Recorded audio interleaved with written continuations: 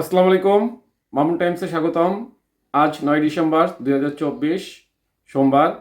আমি মামুন চৌধুরী আছি আপনাদের সাথে পত্রিকার প্রধান প্রধান শিরোনাম নিয়ে। সর্বপ্রথম ইত্তেফাক মেইন হেডিং করছে এ মাসেও চালু হচ্ছে না রূপপুর বিদ্যুৎ কেন্দ্র। এরপর আছে প্রথম আলো মেইন হেডিং করছে বাংলাদেশ ভারত সম্পর্কে টানাপোড়েনের মধ্যে আজ দুই পররাষ্ট্র সচিবের বৈঠক। এরপর আছে যুগান্তর মেইন হেডিং করছে সিরিয়ার দায়িত্ব নিচ্ছে অন্তর্বর্তী সরকার।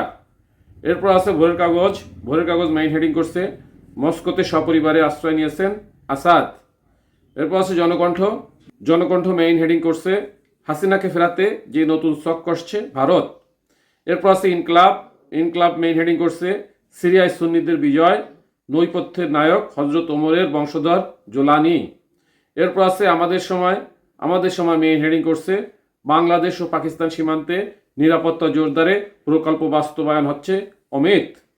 এরপর আছে নয়া দিগন্ত মেইন হেডিং করছে দেশে অবৈধ বিদেশি 2.5 লাখ, বছরে পাচার $3.15 বিলিয়ন।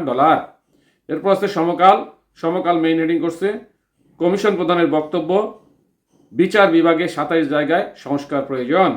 এরপর আছে মানবজমিন মেইন হেডিং করছে হাসনাতেই জিম্মি ছিল বরিশাল।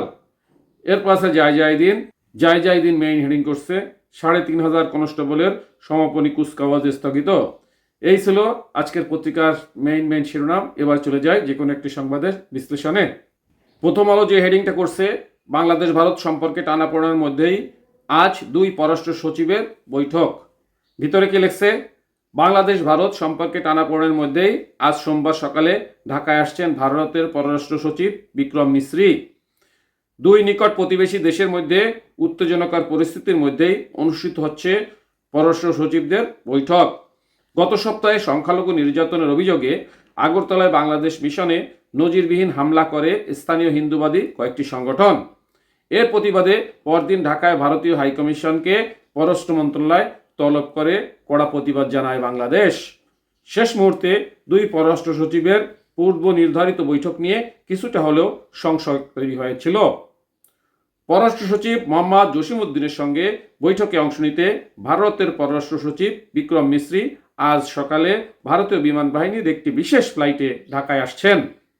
শেখ হাসিনা নেতৃত্বাধীন আওয়ামী লীগ সরকারের পতনের পর এটিই হবে ঢাকায় বাংলাদেশ ও ভারতের মধ্যে উচ্চ পর্যায়ের কর্মকর্তাদের প্রথম বৈঠক।